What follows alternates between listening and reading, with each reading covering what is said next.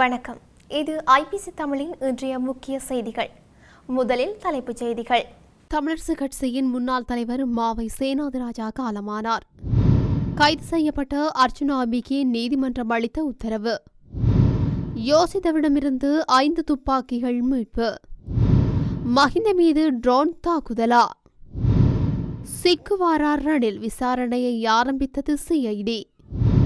ரத்து செய்யப்படும் சவேந்திர சில்வா வகித்து வந்த பதவி. மன்னார் துப்பாக்கிச்சூடு, சந்தேக நபர்களை விளக்கமறியலில் வைக்க உத்தரவு.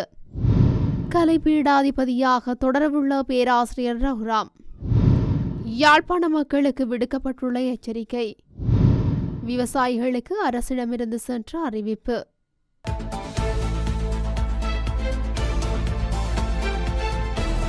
தொடர்பான விரிவான செய்திகள்.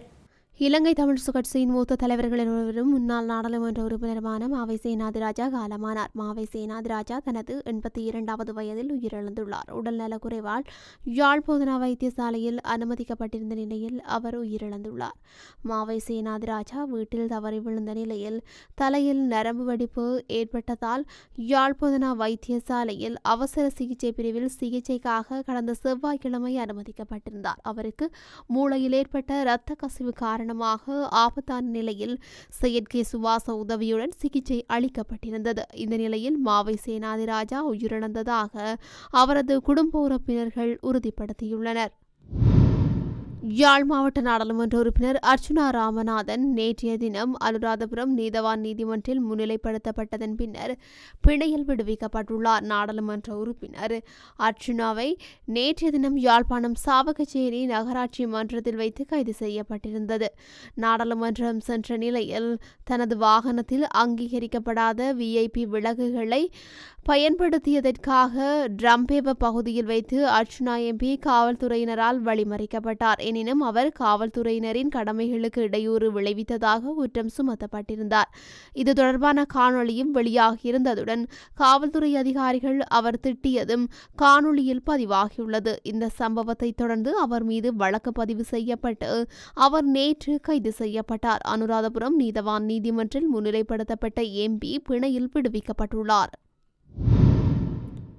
முன்னாள் ஜனாதிபதி மஹிந்த ராஜபக்சவின் மகன் யோஷித ராஜபக்சவிடமிருந்து 5 துப்பாக்கிகள் மீட்கப்பட்டுள்ளதாக தெரிவிக்கப்பட்டுள்ளது. பாதுகாப்பு அமைச்சில் நேற்று நடைபெற்ற ஊடகவியலாளர் சந்திப்பில் கலந்து கொண்டு கருத்து தெரிவித்த பாதுகாப்பு செயலாளர் ஏர் வைஸ் மார்ஷல் சம்பத் துய்யாகோதா இந்த விடயத்தை தெரிவித்துள்ளார். இந்த நிலையில் யோஷித ராஜபக்சவிடம் இருந்த 7 துப்பாக்கிகளில் 5 துப்பாக்கிகளை பாதுகாப்பு அமைச்சகம் கைப்பற்றியுள்ளதாக அவர் குறிப்பிட்டுள்ளார். அத்தோடு தனி நபர்களின் தனிப்பட்ட பாதுகாப்பிற்காக பாதுகாப்பு அமைச்சினால் வழங்கப்படும் துப்பாக்கிகளில் இருந்து 182 துப்பாக்கிகள் மட்டுமே மீளப்பெறப்பட உள்ளதாக அவர் குறிப்பிட்டுள்ளார். யோஷித ராஜபக்சவிடம் மேலும் 2 துப்பாக்கிகள் இருப்பதாகவும் வேறு எந்த துப்பாக்கியும் இதுவரை ஒப்படைக்கப்படவில்லை என்றும் அவர் தெரிவித்துள்ளமை குறிப்பிடத்தக்கது. முன்னாள் ஜனாதிபதி மஹிந்த ராஜபக்சவுக்கு ட்ரோன் தாக்குதல் அபாயம் குறித்து புலனாய்வு அமைப்புகள் எந்த எச்சரிக்கையும் விடுக்கவில்லை என்று பாதுகாப்பு அமைச்சின் செயலாளர் ஓய்வு பெற்ற ஏர்வைஸ் சம்பத் துய்யகொந்தா தெரிவித்துள்ளார். செய்தியாளர் சந்திப்பொன்றில் நேற்றைய தினம் கலந்து கொண்டு கருத்து தெரிவிக்கும் போதே அவர் இதனை குறிப்பிட்டுள்ளார். இந்த நிலையில் அண்மை காலமாக மஹிந்த ராஜபக்சவிற்கு ட்ரோன் தாக்குதல் அச்சுறுத்தல் உள்ளதாகவும் அந்த சூழ்நிலையில் அவரின் பாதுகாப்பு குறைக்கப்பட்டுள்ளதாக அரசாங்கம் மீது குற்றச்சாட்டுகளை முன்வைக்கப்பட்டிருந்தன. அத்தோடு புலனாய்வு அறிக்கைகளின் உண்மைகளை மறைத்து ராணுவ பாதுகாப்பை நீக்கி முன்னாள் ஜனாதிபதி மஹிந்தவின் பாதுகாப்பிற்கு அரசாங்கம் முற்றாக ஆபத்தை விளைவிப்பதாகவும் மஹிந்தவின் சட்டத்தரணி மனோஜ் கமகேயும் தெரிவித்துள்ளார். இவ்வாறானதொரு பின்னணியில் நேற்றைய தினம் முன்னாள் ஜனாதிபதி மஹிந்த ராஜபக்சவுக்கு ட்ரோன் தாக்குதல் அபாயம் குறித்து புலனாய்வு அமைப்புகள் எந்த எச்சரிக்கையும் விடுக்கவில்லை என பாதுகாப்பு அமைச்சின் செயலாளர் சம்பத் துய்யகொந்தா உறுதிப்படுத்தியுள்ளமை குறிப்பிடத்தக்கது.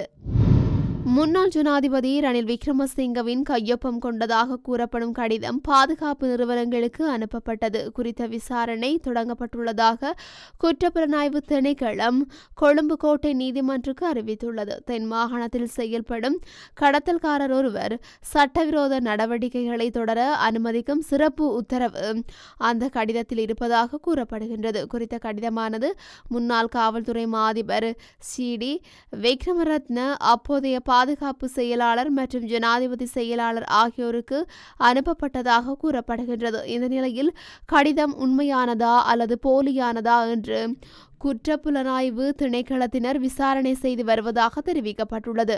சந்தேகத்திற்குரிய கடிதமானது மாத்தறை தபால் அலுவலகம் வழியாக அனுப்பப்பட்டுள்ளதாக தெரியவந்துள்ள நிலையில் முன்னாள் காவல்துறை மா அதிபர் விக்ரமரத்னவுக்கும் இந்த விவகாரம் குறித்து உள்ளக விசாரணைக்கு உத்தரவிட்டுள்ளதாக கூறப்படுகின்றது. இவ்வாறானதொரு பின்னணியில் இந்த கடிதத்தின் நம்பகத்தன்மையை தீர்மானித்து நீதிமன்றில் முன்மொழிவுகளை சமர்ப்பிக்குமாறு நீதிபதி புலனாய்வாளர்களுக்கு அறிவுறுத்தியுள்ளார். ஜெனரல் சவேந்திர சில்வா ஓய்வு பெற்றதைத் தொடர்ந்து பாதுகாப்பு படைகளின் தலைமை தளபதி பதவியை தொடர இலங்கை அரசாங்கம் விரும்பவில்லை என பாதுகாப்பு அமைச்சின் செயலாளர் ஓய்வு பெற்ற ஏர்வைஸ் மார்ஷல் சம்பத் தூயகொந்தா தெரிவித்துள்ளார்.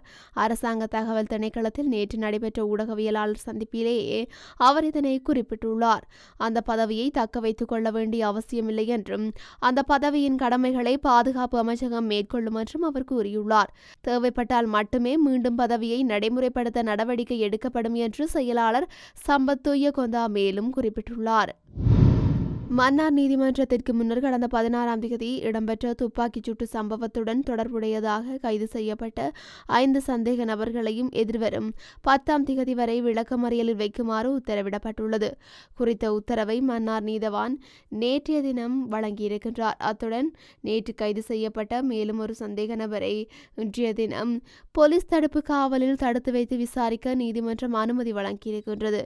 மேலும் நேற்றைய தினம் புதன்கிழமை மன்னார் நீதிமன்றத்தின் மூடிய அறைக்குள் தனித்தனியாக அடையாள ஆள் அணிவகுப்பு இடம்பெற்றது. இந்த நிலையில் ஏற்கனவே கைது செய்யப்பட்ட 5 சந்தேக நபர்களையும் எதிர்வரும் 10ஆம் தேதி வரை விளக்கமறியலில் வைக்க மன்னார் நீதிமன்றம் உத்தரவிட்டுள்ளது.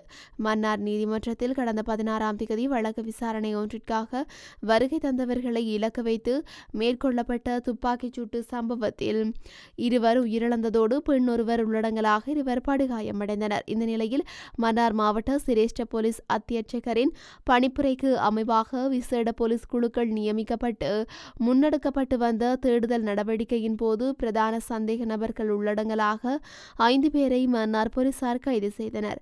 அவர்களில் இராணுவத்துடன் தொடர்புடைய 3 பேர் அடங்குகின்றனர். குறித்த 5 பேரும் விளக்கமறியலில் வைக்கப்பட்ட நிலையில் நேற்றைய தினம் புதன்கிழமை மீண்டும் மன்னார் நீதிமன்றில் விசாரணைக்கு அழைத்து வரப்பட்டனர். இதன்போது விசாரணைகளை மேற்கொண்ட நீதவான் குறித்த 5 சந்தேக நபர்களையும் விளக்கமறியலில் வைக்க உத்தரவிட்டுள்ளார். பேராசிரியர் எஸ். ரகுராம் யாழ் பல்கலைக்கழக கலைப்பீடாதிபதியாக தொடரவுள்ளார். அவருடைய பதவி விலகல் கடிதத்தை உபவேந்தர் எஸ். ஸ்ரீஸ்கந்தராஜா ஏற்காத நிலையில் பல்கலைக்கழக பேரவையின் தீர்மானத்துக்கு அமைவாக கலைப்பீடாதிபதியாக அவர் தொடரவுள்ளார். பல்கலைக்கழக பேரவை நேற்றைய தினம் புதன்கிழமை பிற்பகல் கூடிய போதே குறித்த தீர்மானம் மேற்கொள்ளப்பட்டது. இதன்படி இடைநிறுத்தப்பட்ட சில மாணவர்கள் தொடர்பாக ஏற்கனவே பேரவையினால் எடுக்கப்பட்ட தீர்மானம் இன்றைய கூட்டத்தில் மீள்பரிசீலனைக்கு உட்படுத்தப்பட்டது. பல்கலைக்கழக வளாகத்துக்குள் போதைப்பொருள் பயன்படுத்திய சில மாணவர்கள் தொடர்பாக கலைப்பீடாதிபதி என்ற முறையில் ரகுராம் எடுத்த தீர்மானம் நியாயமானதாக இருந்தது. ஆனால் பேரவையின் தீர்மானம் வேறு நோக்கில் இருந்த காரணத்தால் ரகுராம் பதவி விலகும் நிலை ஏற்பட்டது. மேலும் இதனையடுத்து பேரவையின் தீர்மானத்துக்கு எதிராக பேராசிரியர்கள், விரிவுரையாளர்கள், மாணவர்கள் எதிர்ப்பு நடவடிக்கையில் ஈடுபட்டிருந்தனர். இதற்கமைய கலைப்பீடாதிபதியாக ரகுராம் தொடரவுள்ளமை சிறந்த முடிவென மாணவர்கள் தெரிவித்துள்ளனர். யாழ்ப்பாணம் உட்பட கொழும்பு மற்றும் திருகோணமலை போன்ற பகுதிகளில் காற்றின் தரம் அதிக அளவில் மோசமடைந்து காணப்படுவதாக தேசிய கட்டட ஆராய்ச்சி நிறுவனம் தெரிவித்துள்ளது.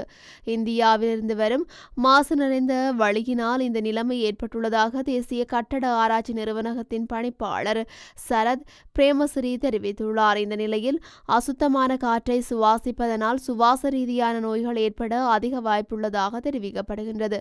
இதன் காரணமாக சுவாச நோய்களினால் பாதிக்கப்பட்ட சம்பந்தப்பட்டுள்ளவர்கள் மற்றும் பொதுமக்கள் மிகவும் அவதானமாக செயல்பட வேண்டும் என தேசிய கட்டட ஆராய்ச்சி நிறுவனத்தின் பணிப்பாளர் அறிவுறுத்தியுள்ளார்.